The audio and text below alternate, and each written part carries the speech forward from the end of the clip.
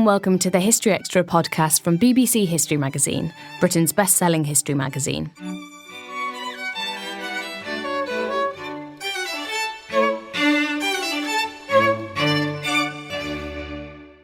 I'm Ellie Cawthorne.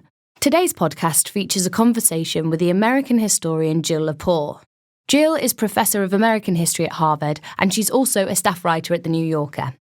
Her latest book, These Truths, is a broad-ranging single-volume history spanning the entire story of the United States, and has also been shortlisted for the prestigious Cundill History Prize, of which we are a media partner. Matt Elton, the editor of our sister publication, BBC World Histories, spoke to Jill down the line to find out more.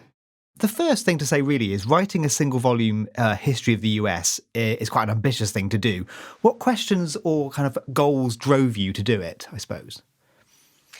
I felt there was a quite urgent public need for an account of the whole history of the United States. These kinds of books, these ambitious, sweeping narrative histories of the nation, were fashionable in earlier generations and have very much fallen out of fashion for reasons that are, I think, solid and understandable, and then for some quite poor reasons. But whatever the reason for the falling out of favor of this kind of book, I think public discourse has really suffered for its absence. So I just felt a kind of civic obligation as an American historian looking at a nation that was unraveling itself at the seams to make an attempt at resurrecting the genre.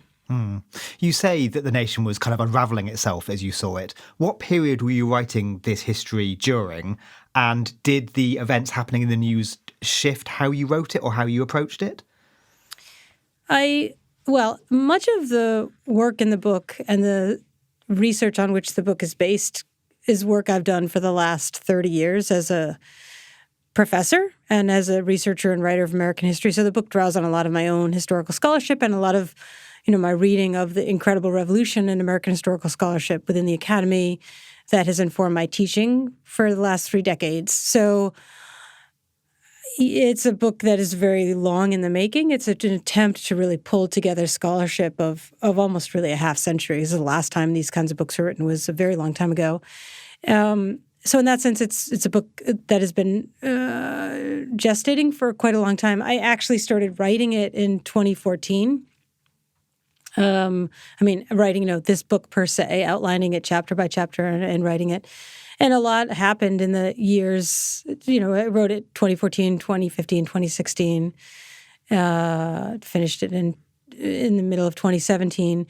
So in those 4 years, a lot of things happened in the United States, but no, they didn't change how I understood the 4 or 5 centuries of history that I was recounting. Thank you so much. What interests me is that your book is both a narrative history and also thematically divided.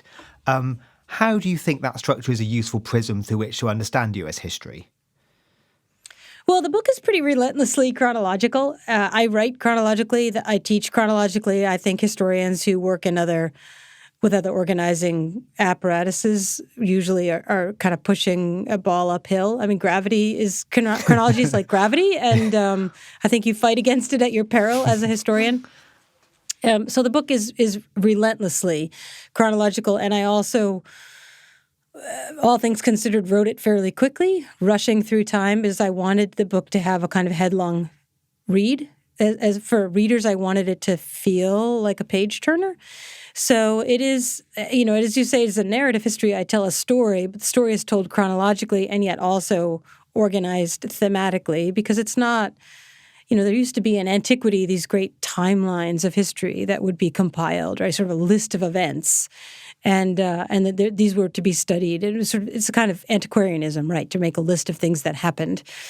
That's not what any kind of scholar does, right? We know that we can make a list of the things that happened, but that's not very helpful to a reader. So each chapter in the book, while proceeding chronologically, is also making an argument about a specific kind of change over time in the period under consideration. So, it's just my obligation as a writer to sort through, okay, these things happened in this period, but what holds them all together? What can I as a writer use as a vehicle to explain them as a coherent set of events that under which I can make an argument about change over time in this era? How would you like people to view the events of 1492, 1493? I think that's as I say in the book, Europeans understood the so-called discovery of America in 1492. When they made these chronicles, lists of important events in the history of the world, there would be the birth of Jesus Christ, the discovery of America, the invention of the printing press. I mean, there were this kind of like top 10 list of events that changed the course of human history as Europeans understood it. And it later became conventional when early American historians wanted to write the history of the nation, that rather than beginning the history of the United States, where it seems logically to begin in 1776 when the nation declares its existence in the Declaration of Independence, it became conventional to start the story of America with 1492. I lay out all that in my own discussion of what happened in 1492, which is to say, these understandings of that event call our own attention to who is doing the telling. And we know, of course, now that there are all kinds of reasons not to begin a history of the United States in 1492. There are and have been in the United States for many years, for many decades, a fairly significant political campaign to no longer even celebrate Columbus Day, which is a national holiday in the United States honoring Christopher Columbus and that voyage, to no longer celebrate that or to replace it with Indigenous Peoples Day. So what I want readers to think about 1492 is to think about it at all. That is to say, to think about it critically, to engage with the question and to refuse the, I think, easy temptation to sort of move into one corner of the room or the other. Americans in our highly hyperpolarized society tend to want to sort themselves out immediately upon any question.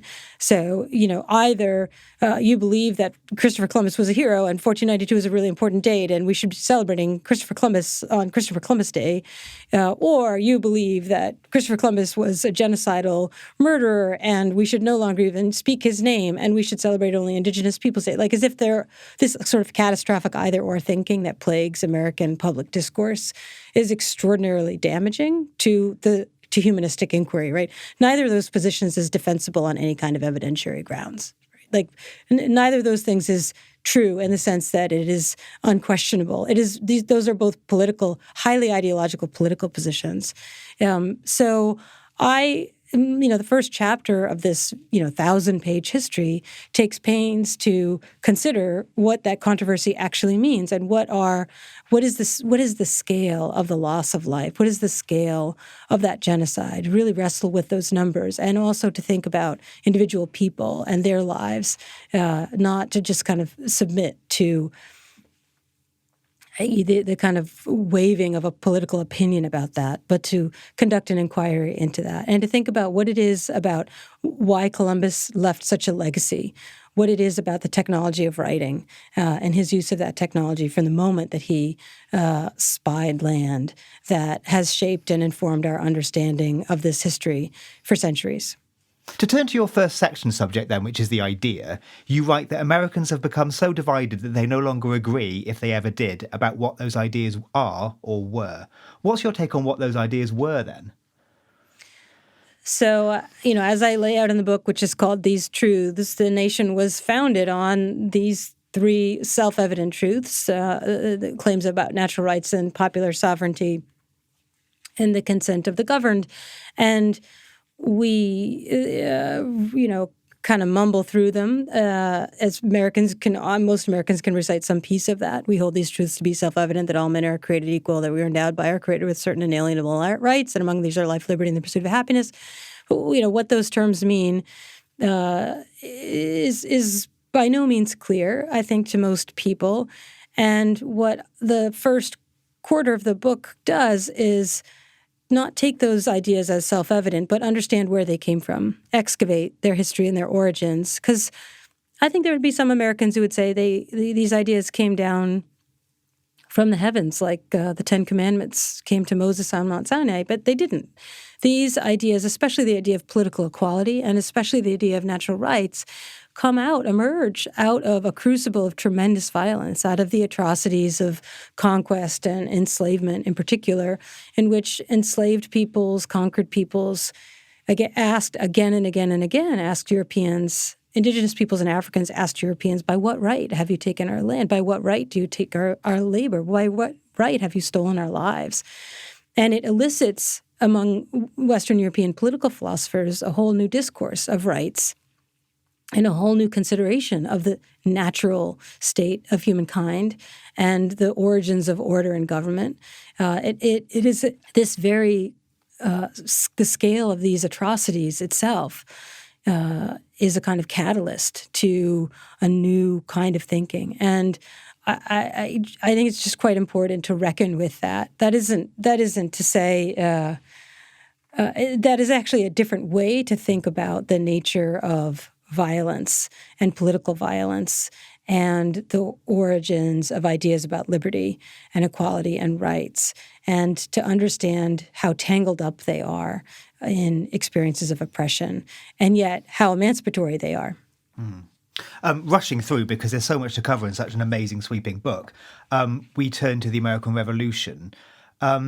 You say that a nation born in revolution will forever struggle against chaos. How much does the US's founding days shape what came afterwards, do you think? I think in some ways the revolution shaped the future of the country significantly less than the Constitution did. I mean, a revolution is literally a revolving, a turning of the wheel.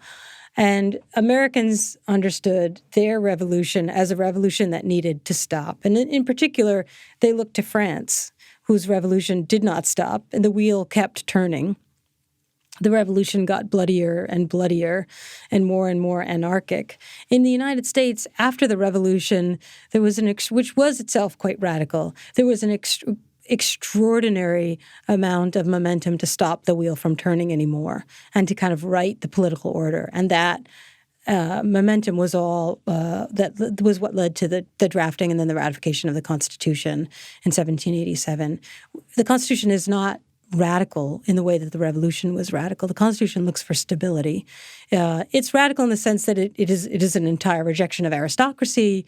It is far more democratic than any frame of government anywhere else in the world at that time. But it is conservative in the sense of establishing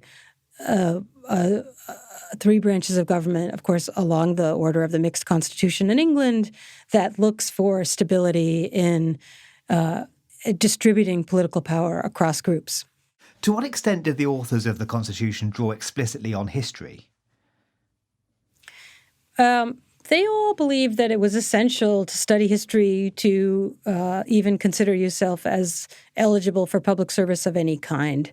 And the chief architect of the Constitution, James Madison of Virginia, spent a great deal of time reading history and particularly making an inventory, essentially, of all of the fates of every other Republican government in all of human history. Each of the drafters of the Constitution, each of the delegates to the Constitutional Convention made some version of that study. Madison, by far, was the most brilliant of them. I mean, save Benjamin Franklin, but he wasn't super much involved in the drafting in that sense. But yeah, they thought it was urgently necessary. What they were trying to do, they considered themselves to be, as Alexander Hamilton said, students of the science of politics. They were trying to make a science of politics in the sense that they would use the history of every other nation as a body of evidence for conducting a political experiment. And that political experiment would take all the lessons of history and attempt to design an experiment that would succeed, in which people would not fall prey to the fate of every other government in the history of humankind, which is to say, set up possibly to proceed through the mechanism of reason and choice and election. Every other government set up in the history of humankind had at some point or another descended into civil war, to coercion, to violence, to force, to demagoguery, to tyranny, or to conquest. So what was a way to set up a government that would be immune from all of those fates, that would not suffer those fates? So you couldn't, in other words, there was no way to craft a constitution without the study of history. In the words of one reviewer, they suggested that the framing of the Constitution was done with rare genius. Do you agree? And what problems did it end up causing? I do think the framing of the Constitution was done with rare genius. I think, considering everything that was on the table, there are some extraordinary provisions to the Constitution that have made it prove durable, much more durable than anyone at the time would possibly have expected.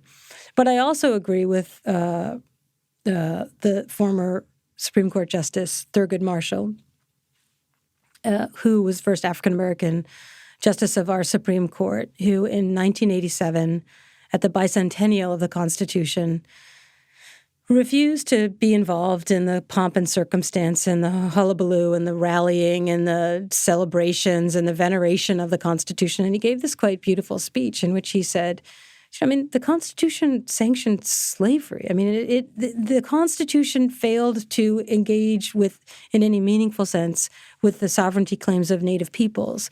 The Constitution did not understand women as legally persons.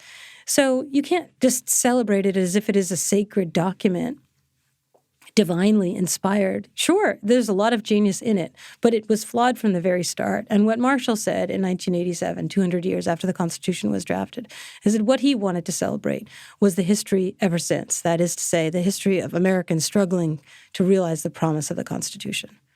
The divide over slavery would eventually split the nation in two. Can we see the Civil War, do you think, as effectively being two nations vying for control of the same continent? Yeah, I think it's kind of important to think of the nation as divided into three. There were 4 million enslaved people in the United States in 1860, at the counting of the census of 1860. That is a huge population.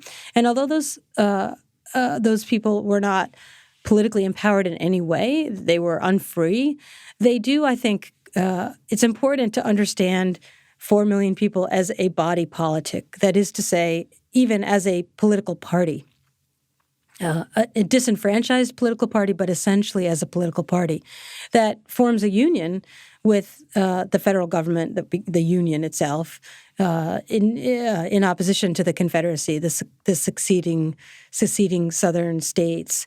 But I think, recent scholarship on the Civil War has very meaningfully suggested the many ways in which the war is a war of emancipation, waged as much as anything else by those 4 million enslaved people who are very much engaged in the process of emancipation. Still to come on the History Extra podcast. There's not a one of those people that I don't think is really important, and every single one of them is there to advance an idea that I think the reader really needs to be able to hold on to and is a little bit better able to hold on to if it's attached to a person.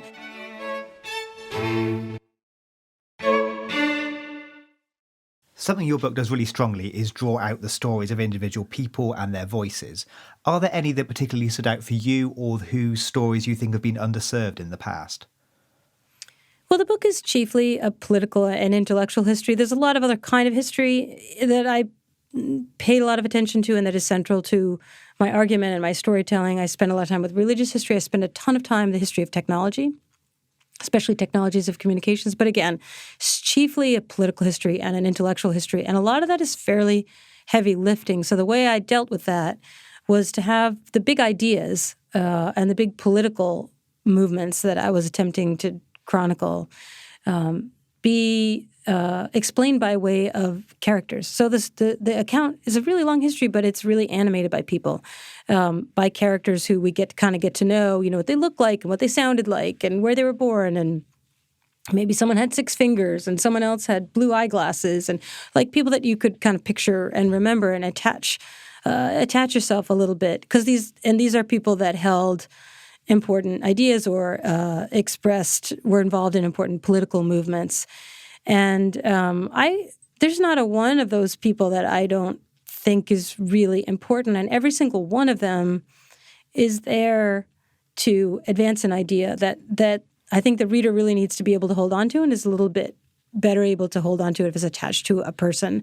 So where I think in a more conventional history, political ideas are, to the extent that they're attached to characters, are attached, maybe to presidents. Like we might think about Andrew Jackson and Jacksonian democracy, or we would think about FDR and the New Deal. But we really wouldn't. And then there'd be just the masses of people swirling around these ideas. My book doesn't work that way. I mean, we spend time, we certainly have, Andrew Jackson is a character and FDR is a character, but I spend a lot of time with, Pauli Murray, who was a civil rights activist and a really important legal thinker in terms of reinterpreting the 14th Amendment, had a quite fascinating life as a bridge figure between the civil rights movement and the women's movement. Or I spend a lot of time with Phyllis Schlafly, the conservative warrior of the middle decades of the 20th century. I spend a lot of time with Mary Lease, who was a Kansas farmer and a leader of the populist movement, or with Walter Lippmann, who was a political commentator, quite a shrewd political commentator, concerned about the crisis of democracy during the years of mass democracy, the early years of mass democracy and mass communications. So I love writing about people, but the people are really here a means to make arguments about ideas. Thank you so much. Turning to the middle of the 19th century, you say that the great debates during that period were concerning the soul and the machine. Those debates still continue today, do you think? Well, the coming of the Industrial Revolution elicits all manner of responses. I mean, we can most easily track in the sense, because it's most easily quantifiable, the consequences for economic well-being or the inequality of wealth or growing, the introduction of a kind of wage economy leads to then a wage gap, or, there are all these kind of numerical ways of tracking the economic consequences and also the increased purchasing power and changing standing of living. Like when we think about industrialism, we tend to think about those numbers. But a great debate took place at the same time in the United States and, of course, in England as well, and in every other part of the industrializing world about what industrialism meant for humanity. Not for could you buy a mattress for 5 cents instead of $5 and therefore more people had mattresses, but how did you understand your fate in the world? Were we all kind of stuck in a machine now? Is there some sense that our notion of our place in the world relative to other people, relative to, goodness and decency and generosity and the spirit that ties us to one another and to the natural world, that these things had been demeaned or diminished through mechanization. The kind of stuff you see, from a conservative angle from Thomas Carlyle in the UK that you hear very much from the left, from Henry David Thoreau in the United States. It elicits this whole kind of romance with nature on the one hand that becomes a really important longstanding tradition in American writing and in American activism. It leads to the environmental movement. Or in the United States, mechanization very much accelerates the process of religious revival, a return from a very secular era in American history, that the era of the founding of the nation, to an era of evangelical Christianity being the most dominant force in American politics, leading to the abolition movement, the temperance movement, the peace movement, the women's movement. The evangelical awakening of the 19th century is itself a kind of rejection of the fury and relentlessness of the machine, that is, of mechanization itself. So there are all kinds of influences and consequences for that kind of tectonic shift. And we I think, as your question suggests, we see a version of that today in what sometimes people call our second machine age, which has elicited all manner of reaction, of spiritual crisis, of a sense of environmental, not just a sense, but of course a chronicle of environmental decay and catastrophe, of atomization of communities, alienation of individuals. You would think, based on the pattern of history, that the West is very ripe for religious revival. And it's possible, I suppose you could argue that some brands of populism that are have taken hold in the U.S. and in Europe as well have that quality, that quality of zealotry that we would associate with a religious revival. Can we trace a history of populism a long way back through American history? Absolutely. One of those founding truths is the sovereignty of the people, an idea that Americans import from the battle between Parliament and the monarchy in the 17th century, when the idea of the sovereignty of the people is first asserted as a legal fiction to defeat the legal fiction of the divinity, the divine right of kings. So the sovereignty of the people has become this kind of sacred idea in England because it was so necessary to clip the wings of the monarchy. And it becomes a precious idea at the founding of the United States as well.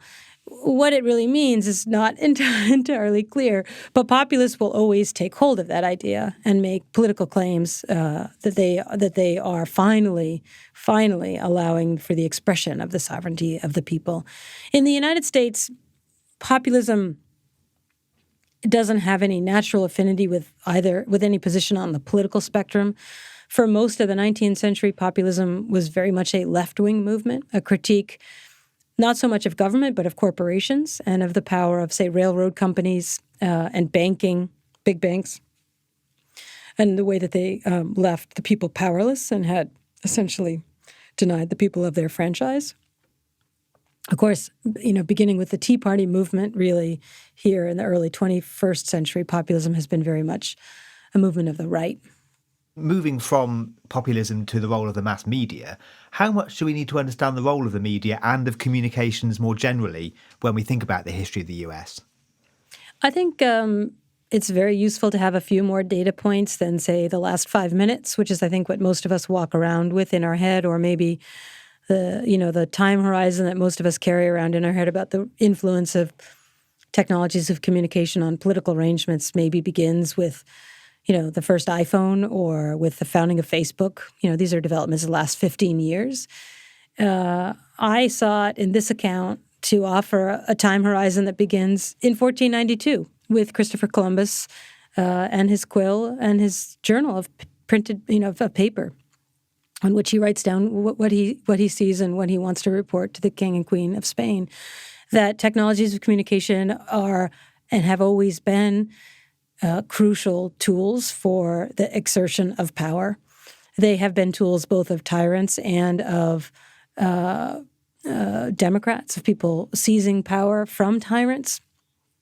So that when we think about, in the U.S., Black Lives Matter is a movement of social media. It wouldn't have been possible without social media.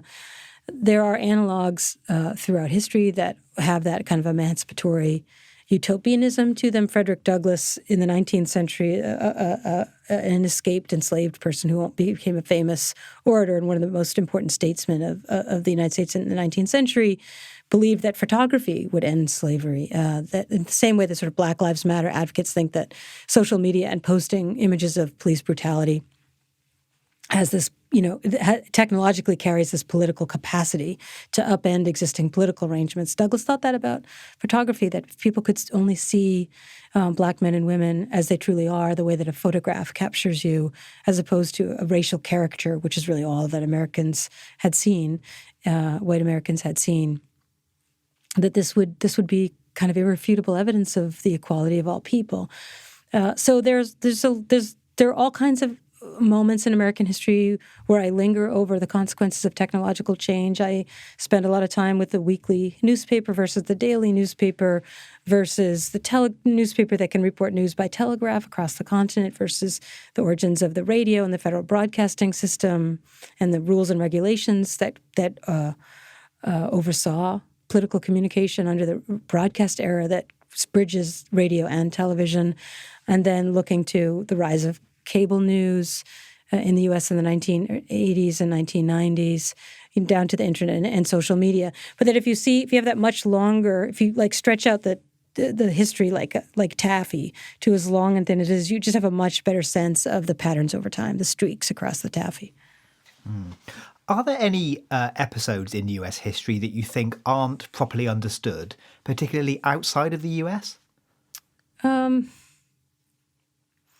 I think outside of the U.S., it's quite likely that the picture of American history that people carry around is fairly similar to the picture that most Americans carry around, which is sort of like a storybook or comic book version. I mean, a highly reduced and simplified version with a few stock characters who are cartoon versions of themselves. Some kind of, begins with, I don't know, Paul Revere and Sam Adams in Boston, and goes to Thomas Jefferson in Virginia and Benjamin Franklin. We jump ahead then to the presidency of Andrew Jackson, and we look at Lincoln and the Civil War, and then we jump ahead maybe to Wilson and the U.S. entering on a world stage, and then we have FDR and the beginnings of the modern liberal world order, and then, oh no, Vietnam, America's power has been challenged. And then there's this kind of weird post-Vietnam kind of political mayhem and viciousness in American politics that leaves the rest of the world very vulnerable to the very mercurial new American political culture. Like, I think that's how most Americans, if they picture American history, they picture some version of that. And I don't think that's. I mean, you could tell me maybe I'm wrong. That's not kind of that cartoon version is not probably.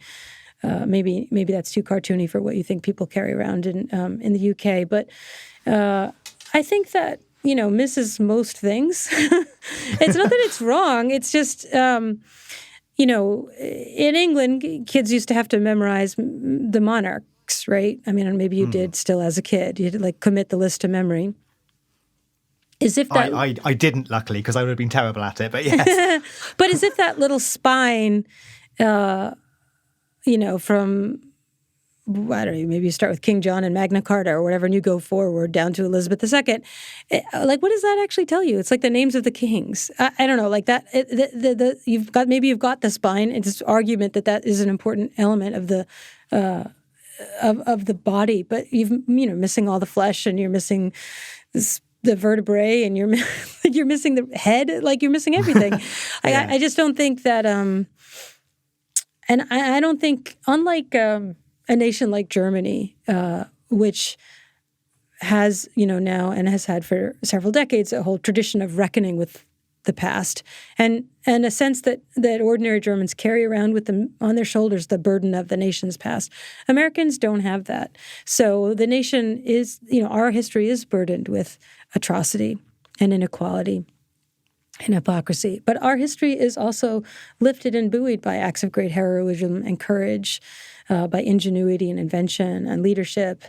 And I think that the version that most people carry around in their heads is one or the other of those things. Either the story of America is a story of triumph and freedom, or the story of America is a story of atrocity and decay.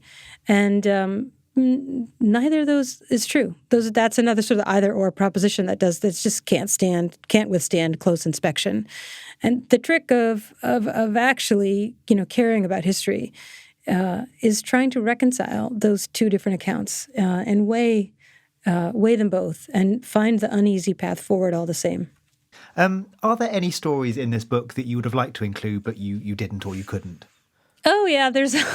I spent a lot of time at night lying in bed thinking, oh, I really wish I could add room for this. Or, yeah, there's tons of stuff I would have loved to been able to tell. But, it's a long book, and it's a long book on purpose. I wanted people to spend the time, kind of dedicate themselves to the idea that if you want to see something in a long time horizon, you actually have to spend a little bit of time reading about it. But it couldn't be longer. It couldn't be more than 1,000 pages. So there were some awfully tough decisions all the way down the road. Things, I continue to regret. I mean, not because I thought there were mistakes, but just because, people whose stories I found to be really beautiful, or ideas that seemed to me very vital. I guess if I had to put one thing in a category, it would be a sense of local place. I would have loved to have been able to bring alive on the page, Santa Fe, or Lake Michigan, or just places, set people down in a place and sort of smell the air and feel the wind on your face. And the book doesn't work that way. There's very little sense of place. I mean, events happen in places all over the country, but I don't describe them because it's very much argument-driven, event-driven, and people-driven. And I just couldn't also have seen. Yes. There's often a sense that America's undergoing a uniquely discordant political moment. Having written this book, do you think that's the case? I think this is a pressure point, a turning point in American history. But the fact that what's going on in the UK has so many parallels to what's going on in the US suggests to me that the forces that lie behind this turning point are not distinctively American by any means. And do you think studying and reading and writing its history can help us feel positive about the future, or do you think that's not the role of history? Yeah, that's not the role of history. I mean, I tend to find solace in history because I genuinely think that I didn't want to die in childbirth, die of malaria, walk around with smallpox on my face, see my children die in infancy, not be able to vote. Like, there's very little when you look at the past. There's like appeals to me. So I don't find solace in. I'm not nostalgic about the past, and I find that history that peddles nostalgia to be quite insidious. At the same time, I do find solace in the past because I see that people faced struggles, not altogether unlike struggles that many people are facing today, and nevertheless found a way through them. That was Jill Lepore. Her book, These Truths, A History of the United States, is on sale now, published by W.W. Norton and Company. For a new take on the American Revolution, pick up the latest copy of BBC World Histories magazine, which is on sale now. Thanks for listening. Today's podcast was produced by Ben Hewitt and Jack Bateman. Tune in again on Monday, when Julia Lovell will be talking about the global legacy of Maoism.